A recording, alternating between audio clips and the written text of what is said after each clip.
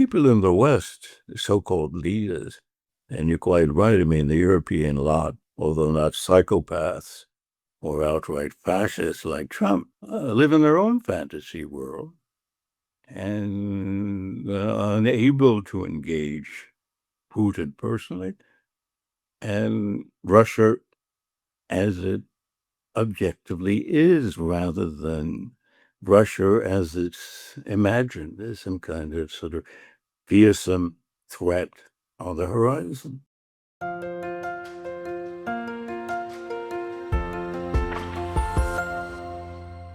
Hello, everybody. This is Pascal from Neutrality Studies, and today I'm talking to Dr. Michael Brenner. Michael is a Professor Emeritus of International Affairs at the University of Pittsburgh and a Fellow at the Center for Transatlantic Relations at Johns Hopkins. Michael, welcome back to the channel.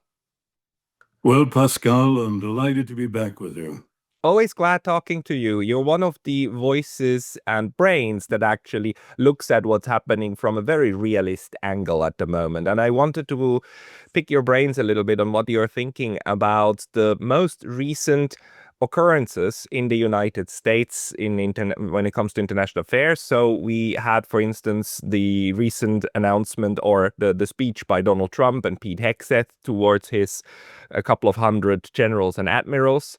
And then we're having now the promise of the United States to provide Tomahawk missiles. And can you please tell me from your perspective sitting in the US how all of that looks to you? Well, let's begin with some elementary but cardinal points. One, I don't believe there has been any change in the strategic perspective, the general outlook of either Donald Trump, to which he, to whatever extent he thinks in a sort of coherent and logical manner, or among his main associates. I believe that in the first month or two, or the first, let's say, several weeks of his administration, there was a good deal of misperception as to what indeed sort of Trump's goals or principal aims were, especially in regard to Ukraine. Many were ready to cast him in the role of a peacemaker, or at least a mediator, even though the United States was then and has been a belligerent in the war. And the impossibility of reconciling those two roles as belligerent on the one hand and would-be mediator on the other seemed to have sort of eluded many, many people. But let's bear in mind that from the outset, there was no tangible evidence or no expressions coming from Trump or his principal associates indicating a readiness to accept what have been the core fundamental terms and minimal terms the Russians would accept as the basis for some kind of settlement. You know, we heard very much about so-called or supposed sort of ceasefires, even trading land, that is to say, those parts of 2014, Ukraine occupied by Russia in exchange for a stand down in place, in effect. But the truth is that to whatever degree that last set of trade-offs were under consideration, they still did not respond to Russia's primarily sort of strategic concerns, which was to ensure that Ukraine never again would be used as a platform to attack or in any way sort of weaken or undermine the security of Russia. And that remains to this day, as repeated, almost on a weekly basis by President Putin and Mr. Lavrov, as Mr. Putin did again today at the Valdai conference. That translates into a neutral, militarily diminished sort of Ukraine, which would have no institutional affiliation with any Western security organization, and a recognition of that, a formal recognition by the United States and all of the Western powers. As far as the Trump administration is concerned, and its predecessor, the Biden administration, and we should add as well the first Trump administration and the Obama administration post 2014, that is something they never were prepared to accept. Thus, I think from the outset, any sort of prospect for a negotiated settlement and relatively long-term stability was never in the cards. May I just ask you here? I keep interpreting what the United States is doing at the moment as hammering out or trying to massage in its sphere of interference, the places where it can tell others how the show has to be run. Ukraine is, of course, a prime example because we know how much U.S. interference there was in the internal political process, which is explicitly something the Russians say is a direct infringement of these, the 1991 agreements that were made, that there would be no mutual interference in third states, which is the main argument that the Russians use to say, like, look, we are not the ones who broke these agreements first. They were broken by the United States. Do you also see it this way, that the United States keeps trying to set the precedent that it has the right to basically tell other states, even immediately adjacent states to Russia and China, of how their processes will be running? Well, that has become now manifestly true and has become overt, where in the past, I don't believe that the predecessors to Mr. Trump denied themselves very wide latitude with regard to the means and the places and the purposes to which the United States might apply coercive power or influence, whether military, economic, or by less sort of tangible means. What Trump has done, over the past, 8 months, is to, in effect, to pull back the still somewhat opaque curtain and to see how ruthless the United States sort of is and has been about its, in regard to its readiness to use all means at its disposal to get its way. What does it mean to get its way? Well, let's think of it first in broad strategic terms. The outline of broad American thinking about the post-Cold War world, going back now almost 35 years, has remained constant.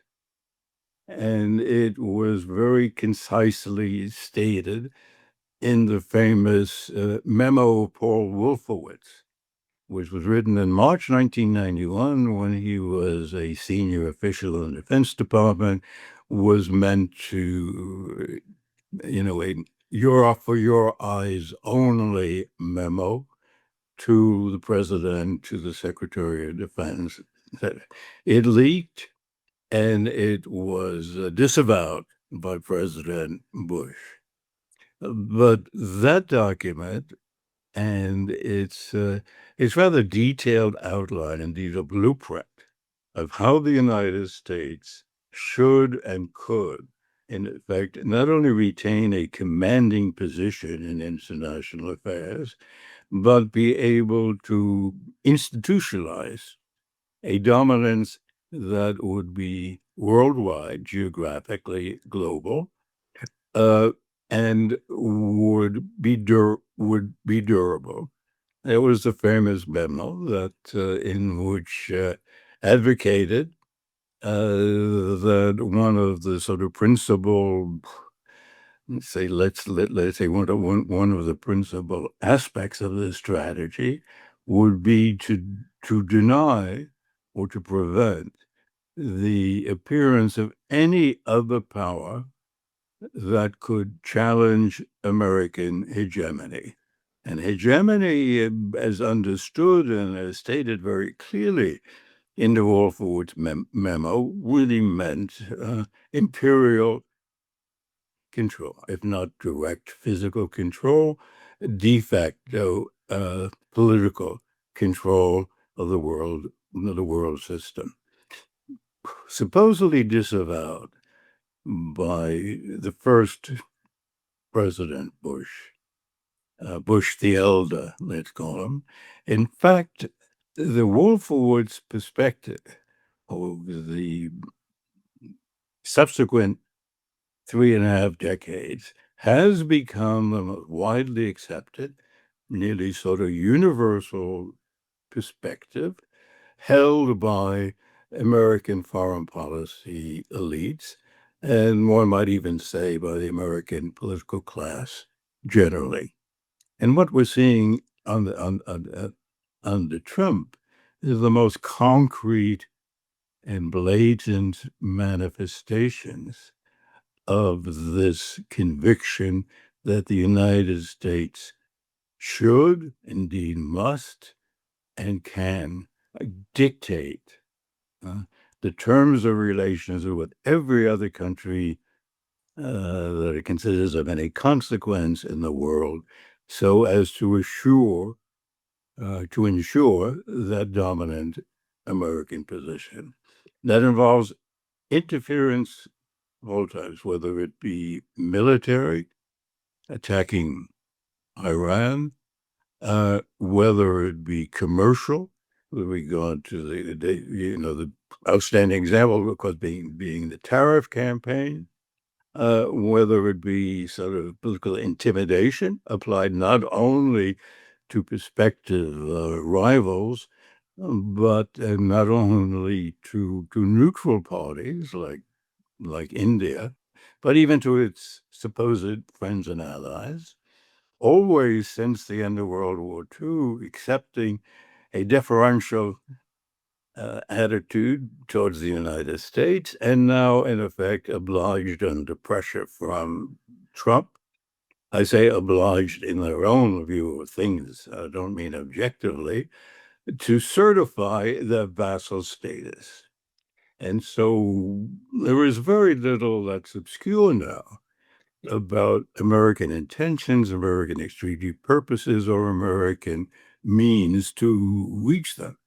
This, what you're laying out is an argument that also Brian Berletic keeps making, and I think for a very good reason. He calls it continuity of agenda and division of labor. I mean, achieving continuity of agenda, the hegemony of the United States by now, for instance, dumping the Ukraine proxy war on the Europeans. So division of labor, so that the empire can focus on the other parts. And then what we saw in recently in Nepal and the riots also in Indonesia and so on are examples when the United States then uses its covert ability through the NGOs to put pressure on other states to fall in line.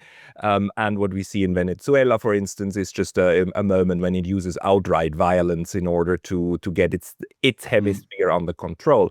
Now, the question to me, though, is even though it's getting clearer and clearer that Donald Trump is not an outlier, but just the latest version in that in that long-term strategy. What kind of mechanisms do we see that the U.S. is deploying as the empire in order to achieve all of this, and in which places does it actually go wrong? Because I don't think that everything is actually going according to the Wolfowitz plan. And if you're looking at the way that Russia and China are coming together, the way that the SCO and the BRICS are actually galvanizing the non-Western world, that must be something that will deeply worry these neocons, right? And 2 years ago, you were the one who explained to me the genesis of the neocons. Can you maybe speak to that?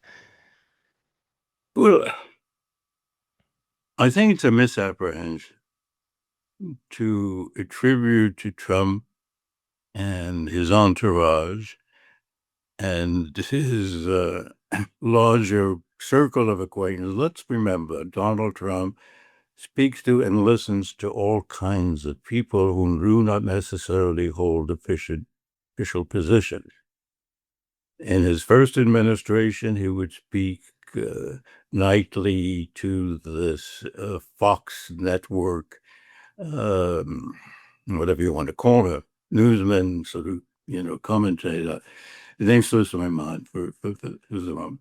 I mean, he made one of them now his Secretary of Defense, right? I mean, Well, yes, news anchor and made him. He picked this, this simpleton, Higgs as the Secretary of Defense, which tells you that Trump has no sense. One, he has no sense of responsibility, not only responsibility to others, towards the country, towards American citizens, but he is incapable of organizing large projects on a coherent basis, staffing them, choreographing what they do, coordinating them. He has neither the knowledge, nor the temperament, nor the intelligence to do so. I mean, the truth is that Donald Trump is a clinical psychopath of a malignant, narcissistic variety, with certain other unfortunate mental and personality characteristics. I mean, he is the quintessential fascist. If we understand fascism, first of all, as a certain state of mind and attitude towards power, leadership, direction, etc. All this was very nicely laid out by the Italian philosopher and novelist Umberto Eco some years ago, and the fit to Trump is in every respect, I mean, nearly perfect. So, on top of which, Trump cannot sustain his attention on any subject for more than a few minutes. This is literally the case. It's been testified by people who worked for him for years. Don't forget that his former chief of staff, General Kelly, in his first administration, and General McMaster, right, his national security advisor, both asserted publicly last year during the campaign that A, Trump is a fascist, that is their word, right? And B, that the man is incapable of coherent, of logical thinking and coherent planning.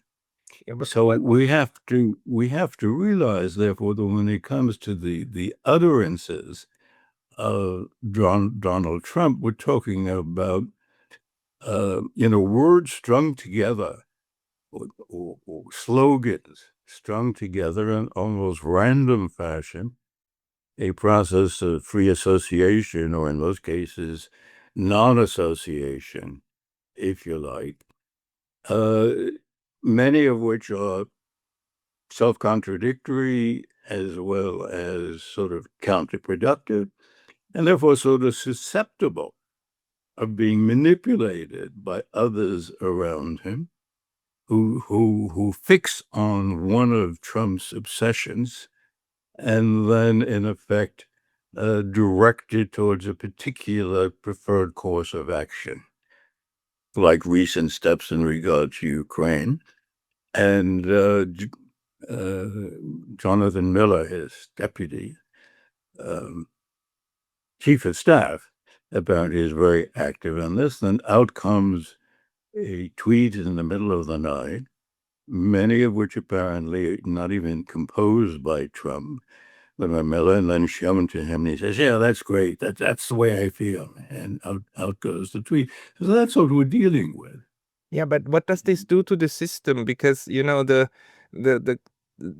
was this assumption that Donald Trump was an outlier of the system, right? That he was somebody who broke into the elite circles from, I mean, he was an elite himself, right? But he was not a political elite. And that he breaks in and basically then creates a new paradigm, this shift, this America First shift toward focusing on the homeland, and thereby basically going against the neocon vision of total foreign dominance. That was also part of his rhetoric, of course, that got him elected. He was the peace candidate, and it seems now that this was hot air. So what does it do to the system that the way he is and the way the administration now runs? Well, first of all, let's say to link together the words Donald Trump and paradigm is to fantasize. He has no paradigm. He has no organized conception or understanding of the world, of the United States, or any part of it. In a sense, he has no mind as we generally understand it in regard to persons' so-called positions of responsibility, much less a president of the United States. And with the two forms, I think, I'll get back to the question you raised about new outlook, whether we use the term paradigm or not.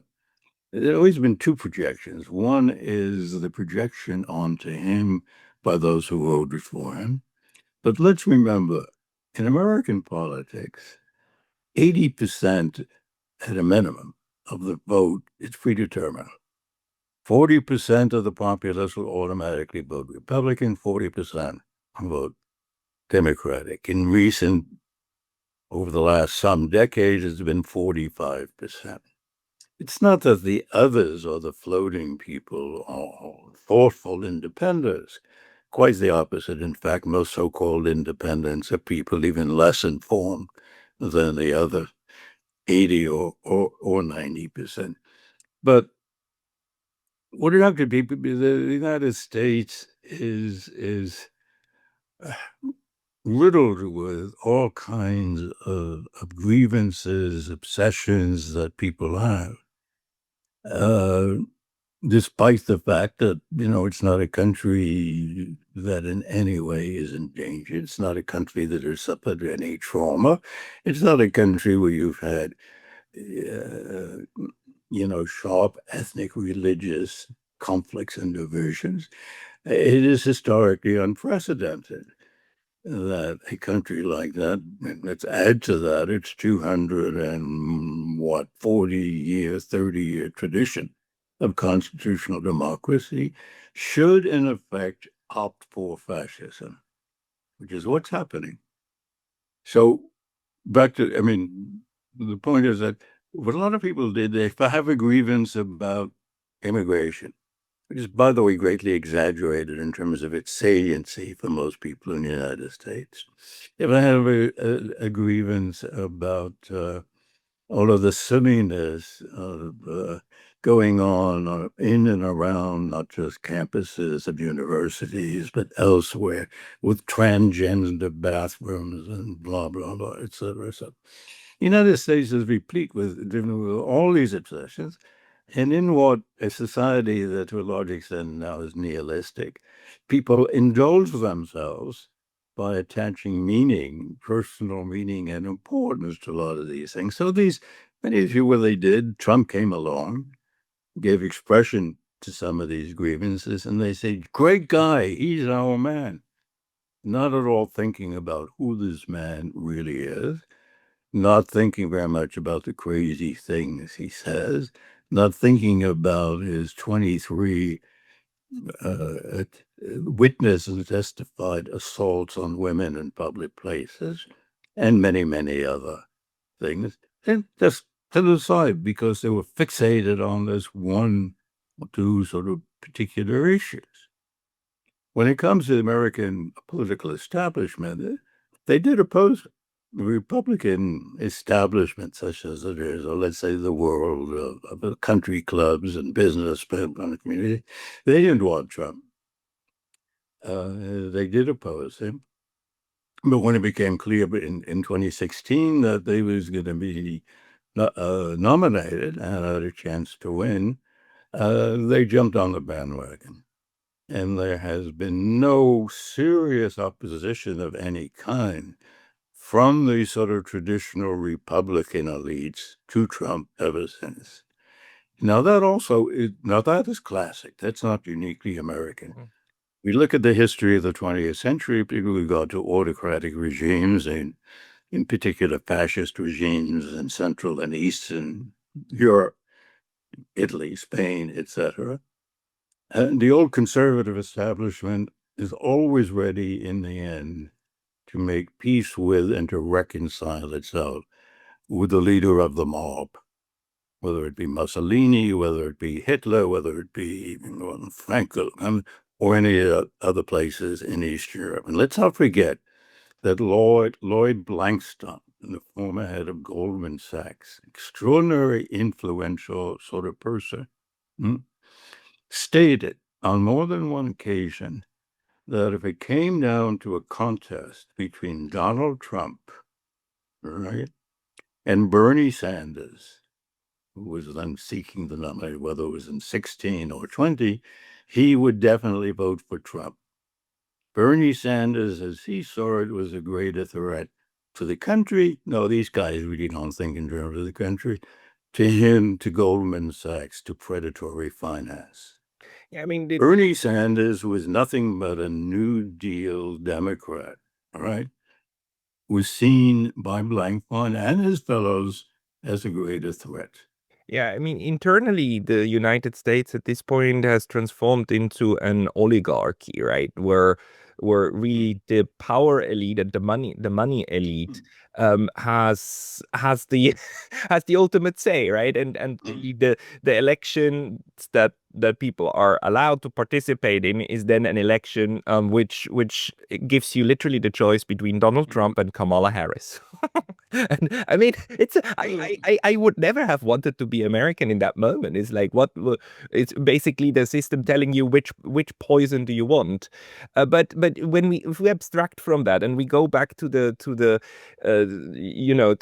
the United States as a political entity that in which Mr. Trump is really just one out of many within the system and one of many in a succession of office holders, right? And what is getting clear now is that he will not change the course. He will just take off the, let's say, this veil of pretense in international relations and rename the Department of Defense into Department of War, right? And in a sense, give us that clarity of what my institution is about. So, and how are you seeing this one now continuing? Well, let's separate two things. First, with regard to foreign policy, yes, there is more continuity than change, except that the quotient of sheer incompetence and stupidity has increased. Given the kinds of people who the president is and the people around him, is fully understandable. The revolutionary change is taking place in the United States. In the United States, in some respects, by objective measures, is no longer a constitutional democracy. The violations of law, of precedent, the abuse of power are so blatant, so widespread, strike at some of the most fundamental principles of American public life, that this does indeed constitute a revolution. And it makes no difference to my mind whether the Democrats squeak out a small majority in the midterm elections in the House. Trump will simply override them. He'll rule by executive order. He already has a Supreme Court that will put the stamp of approval on pretty much anything that, that he does. The Congress does not challenge him, even when he violates the constitutional separation of powers. What most people don't realize, there is actually a clause in the United States Constitution that says Congress and Congress alone can impose tariffs on imports into national commerce. So everything that Trump has been doing, tariffs, is manifestly and overtly unconstitutional. Now, the courts have been very slow in responding to challenges on that basis. And Congress, of course, run by the Republicans, who now demonstrate a discipline reminiscent of members of the old Supreme Soviet, not out of fear for their lives, but out of simply craven fears that they might lose their jobs and be challenged in the primary, that would have to earn an honest living instead of masquerading as statesmen in Washington. But the Democrats have disappeared.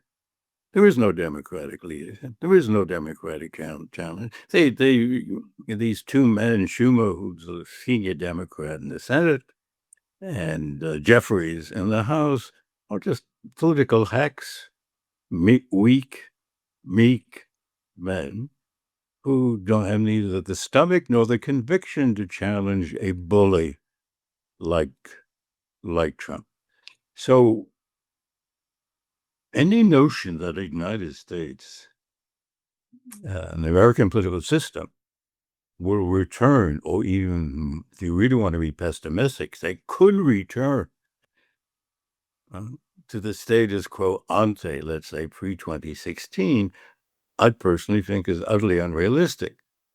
The question is, how far will this move towards autocracy or fascism American style will go and will succeed? That really is the open question. And that what this means in terms of foreign policy is very, very hard to say, because the connections are not obvious and not tangible. I think they're more to be found in one's state of mind. Of course, when one is power mad, when one has assumed what amount to dictatorial powers, the tendency to abuse them is manifest across the board, whether it's at home or whether it's dealing with foreigners and other states. But don't you think that, a certain levers of U.S. Foreign policy power are thereby gonna go away? I mean, at the moment, we're still at a point where the Europeans, for instance, pretend that what you just laid out is not happening, or that it can be waited out again, and that this will be fine. I mean, the United States, daddy is gonna come back, and daddy will take care, right? And the Transatlantic Alliance is ironclad and strongest alliance in the world. They're still in that living in this idea that the transatlantic world still is a world, but and that these values are still shared. And the Europeans are also going down a very dark path, but a kind of a different dark path in my view. And then the other thing is that, of course, the United States played on this image of a perfect democracy for the longest time in order to develop some of its soft power. I mean, look at the seat of the United Nations. For the first time, people are saying, look, we cannot use New York anymore. It's just not untenable. So there are now things, I believe, moving away, slipping through the fingers of the United States. How do you see the domestic change then impacting this ability to interact with the international system of the US? Well, I think, as I said a moment ago, in terms of temperament, attitude, the relishing of power and the use and abuse of power, there is more than a complementarity. There's a similarity, therefore, in one's attitude on the part of the president, the administration, and therefore the country, in how it addresses both domestic and foreign issues. I mean, the unfortunate thing is that it's not that difficult to see that down the road, the United States is going to come out the loser. The loser in terms of its own ambition. Its own ambition, going back, as we said, to 1991, and Paul Wolfowitz, and the ambition, the illusory of the vast majority of the American foreign policy community today, is the maintenance of American hegemony. That clearly is an impossibility. in the short run, you can get away with all kinds of things because of your audacity, your readiness to use crude force, again, in the Middle East, if you like, and because some of the other parties, which have considerable strength and growing strength, do not want an overt confrontation. China's leadership does not want, a military confrontation with the United States, which is why they let the U.S. get away with things like, in effect, the unilateral abrogation of the 75 treaty that recognized that enshrined the one China policy. Putin has never wanted a break with the United States and the West. In fact, he is taken to task and criticized at home, people, not just by the military, but others, who said that he's overly accommodating, both before Trump and before Ukraine, and certainly during Ukraine. I mean, there's some quite sensible reasons for that. I mean, one is, from what I understand, and it's someone like John Helmer we've had, who's really does the most sophisticated and knowledgeable reporting from Moscow. There are wide differences among elements of the Russian elite. Two, Putin has been under some pressure from country leaders like Modi and Lula to find, if at all possible, some way to bring the Ukraine war to an end. So he had to demonstrate in response to Trump's puffed up peace proposals a readiness to negotiate. But I mean, the third, I think, element, which is demonstrable, is that Putin has never wanted to break with the West. He has never wanted to enter into a rivalry with the West. Neither the United States, nor Western Europe, nor the West in general.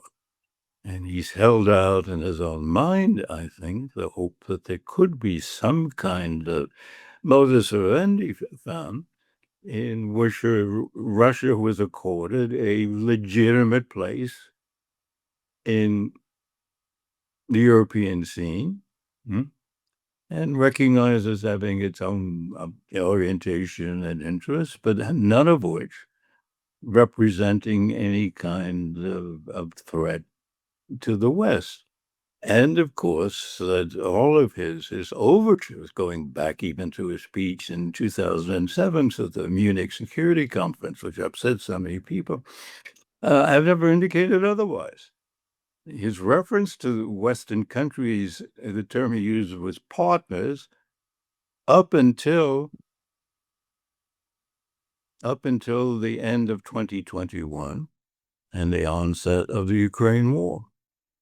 But people in the West, so-called leaders, and you're quite right, I mean, the European lot, although not psychopaths or outright fascists like Trump, live in their own fantasy world and unable to engage Putin personally and Russia as it objectively is, rather than Russia as it's imagined as some kind of sort of fearsome threat on the horizon.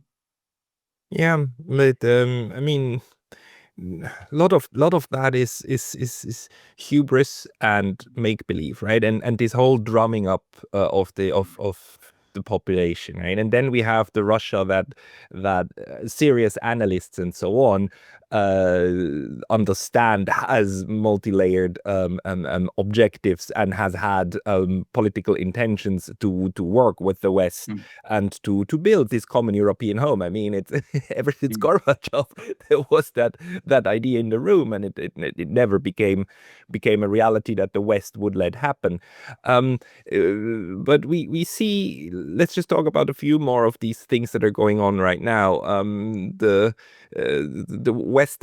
Western European powers now trying to overtly intercept oil tankers, right? Russian ships that have like Russian oil on board or that accused of such, which is not a crime under international law, not a crime at all. I mean, no, It's piracy. It's piracy, right? And we see all of these ways in which these norms are now being broken, not just by the United States, but the Europeans too.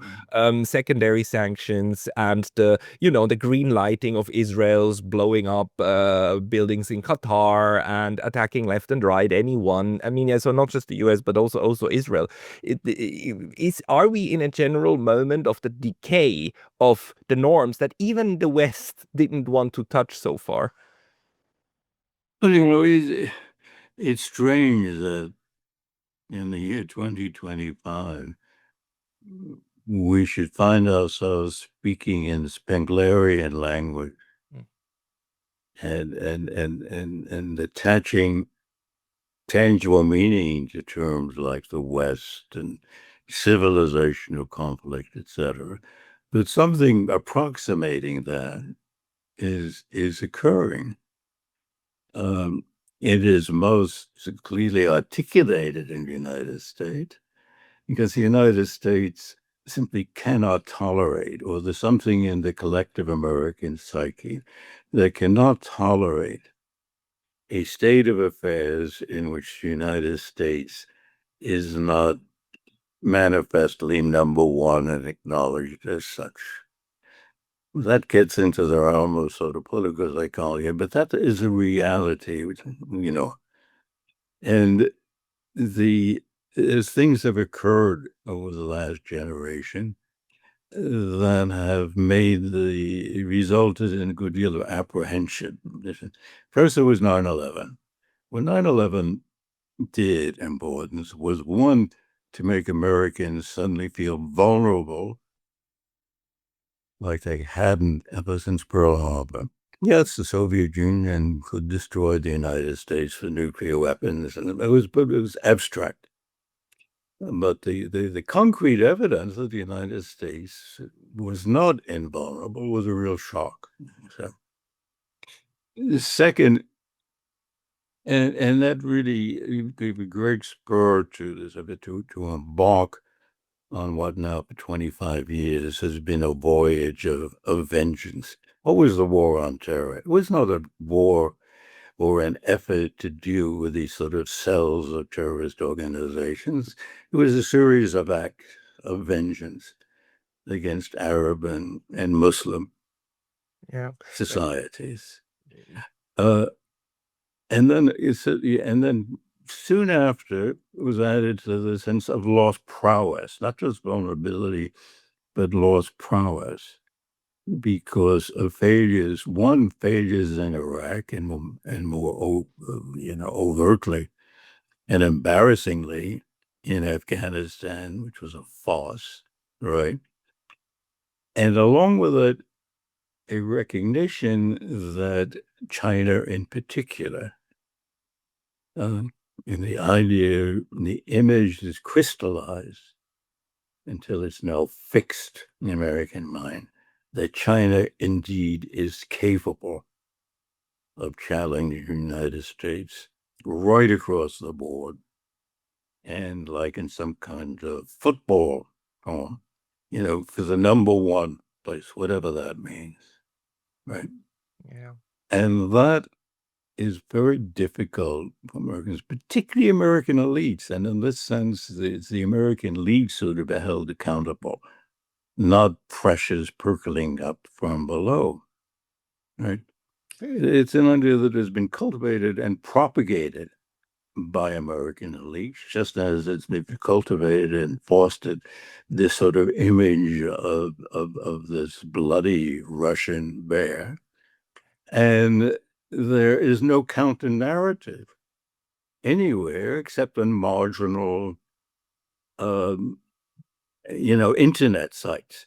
Yeah. I mean, you go to any of the mainstream media, and it's uniform, and it's myriad of expressions of the same fantasy world, of life in the same fantasy world, disconnected from reality. Of course, as we move farther and farther into this fantasy world, and as the disconnection between the fantasy world and reality widens, then the risks of catastrophic things happening grow. Yeah. And we're seeing that now as the US and the West are taking further and more dangerous steps in physically confronting Russia. I mean, in effect, the United States, in some respects, has been waging war against Russia since February, planning began before February 2022. It's American arms, it's American trainers, it's the United States that is in the Pentagon that has planned every European offensive. It's the United States that works hand in glove, physically on the ground with Ukrainian intelligence. It's the United States, the CIA that has set up 13 hubs along the border with Russia to provide daily intelligence, including tactical ones, to Ukrainians. Right? And now it's the United States that is going to aid Ukraine in launching strikes deep inside Russia with American equipment, and the Europeans and their utter folly joining into this incredibly dangerous game with another fantasist, Emmanuel Macron, now having the French Navy engaged in acts of piracy by stopping in international waters commercial vessels simply because they are carrying cargoes which Monsieur Macron has unilaterally declared should be prohibited. Yeah. And so there's we're getting farther and farther, I say, into a dead end. We're just going only a dead end, which concludes with our crashing into the wall at the end of the cul-de-sac. Yeah, but that's, I mean, okay, we who see that dead end coming and that train moving right into it, we would love to tell the drivers that, you know, there it is. I mean, you really need to be careful about it. Mhm. But you know, the thing that fascinates me at the moment is that we for all of what's going on, we still see that this is not just a US enterprise, right? It's a transatlantic, it's a European, it's an for a lack of the word, for a lack of a better word, maybe let's use the word that Richard Sakwa uses. He uses the political West to distinguish that group of people and that group of countries that have a very particular way of organizing themselves. They used to pretend that they were, you know, independent nations that come together because of shared values and blah, blah, blah, blah. And by now we know, like, no, this is just good old integration of the empire and structuring of the empire and satellites rotating around the center and so on, you know, like very it's just the mechanisms of control and of course also mutual benefits, where the elites in Europe then, you know, they get elevated to these higher positions and then be NATO general secretary and stuff like that, and therefore you have a mechanism like of control. And Karl Breivik. but the system has now to crack down on its own rhetoric in order to keep alive the pretense, right? So we have now to pretend that genocide is self-defense. We have to pretend that outlawing political parties in Europe is strengthening democracy. We have to pretend that in the United States, dismantling the system is actually part of rejuvenating the democracy. And it gets be worse and worse. And of course, all of this then drives toward war. It drives toward war on the outside, and it drives toward war and civil unrest on the inside. But the system has to crack down more and more on itself. Do you think that this clarity that we're now getting is will it actually lead to some rethinking internally eventually, not just in the US, but maybe the Europeans, the Australians, the New Zealanders? Well, I think your depiction of things is very acute and absolutely sort of, correct. Um, I think at two levels. I mean, you obviously know Europe better than I do, and after all, Switzerland is part of Europe, even if you're currently living in Nippon. But I mean, the oddity again, and here we're talking about an elite phenomenon, is the largest part of the Western European political class is quite comfortable and even welcoming a what amounts to a confrontation, however muted for the moment, between the West and the rest. Mhm. Huh?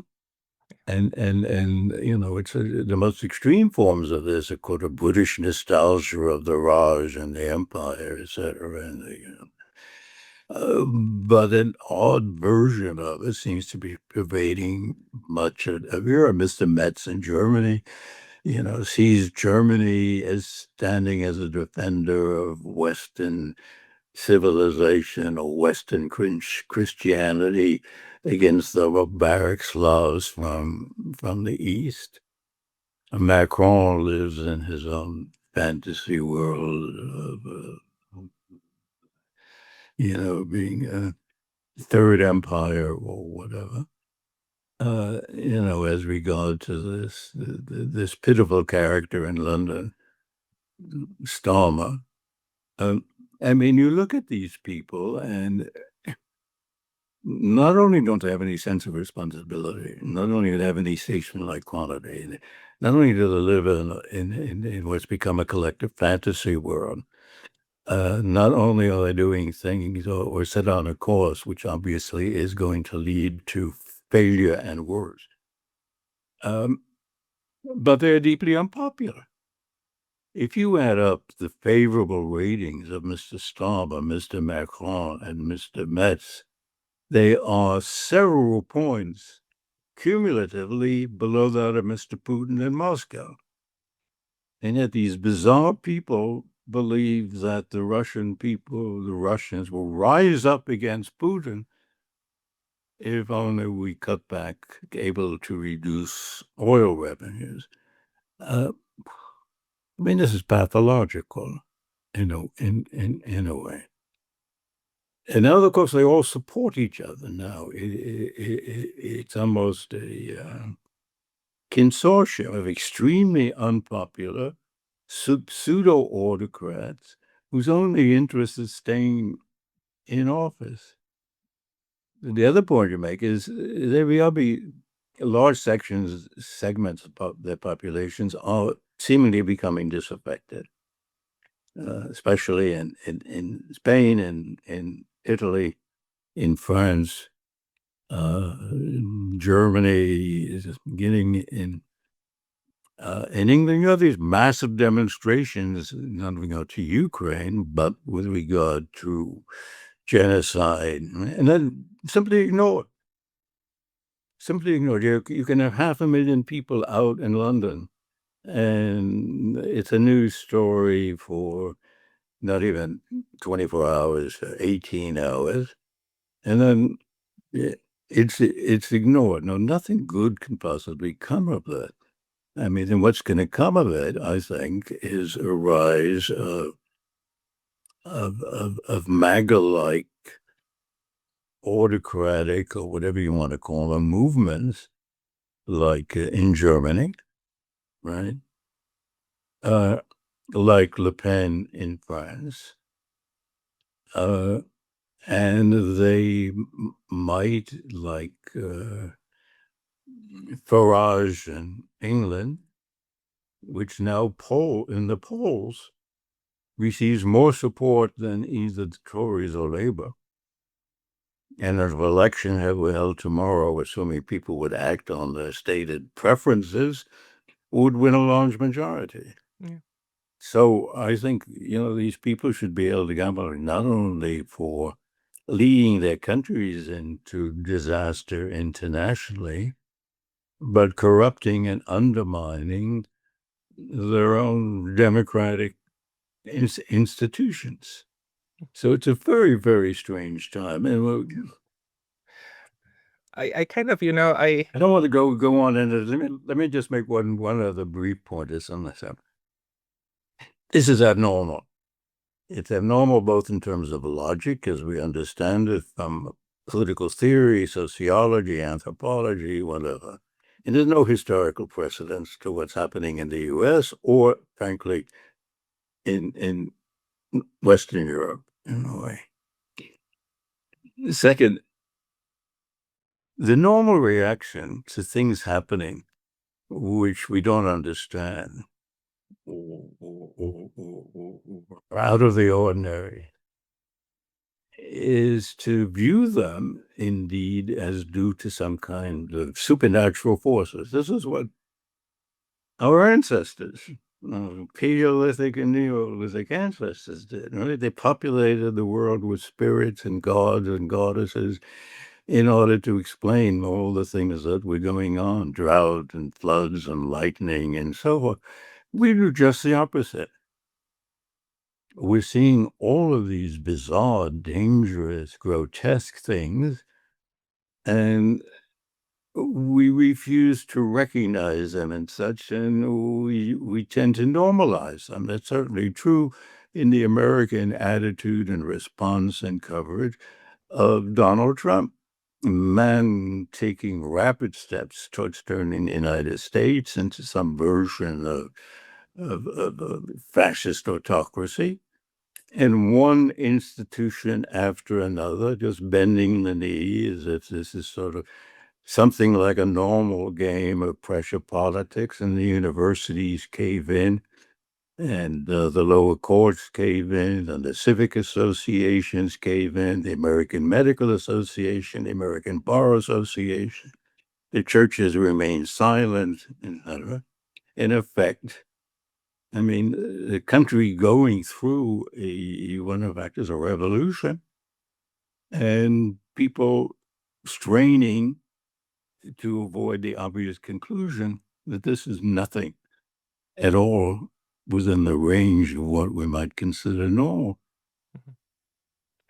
look, yeah, and the more you try to pretend that things are normal, and the more that you try to keep back the rising water, I mean, especially for the Europeans, just the worse the flood is gonna get. So, Michael, I'm sorry that we're ending on a pessimistic note, but I'm glad that I could get your perspective on what's going on. People who want to read from you, where should they go? Well, I think still I don't have a website. I don't have a URL. So the only way to do it is, if you don't mind, if they would send to you their email address, and I'll put them on my list and send them some things. Oh, by the way, let me mention in this regard something else. I have a photo copy of the original Wolfowitz memorandum, including penciled annotations in the margins. Oh, really? Yeah. I received it from somebody on a very dark night on a bench in Rock Creek Park, from somebody who spoke with a strong Slavic accent. But Okay, can you no, I'll send it to you. I'll send it to you as a matter of curiosity. Thank you. And if anybody wants to see it, if you don't mind being bothered, Anyone who wants to read from Michael, he sends out newsletters. Let me know, or let him know. His email address is, you can find it online. So sure. and then we'll handle it that way. Michael Brenner, thank you very much for your time today. And it's been a pleasure again. All the best, Pascal.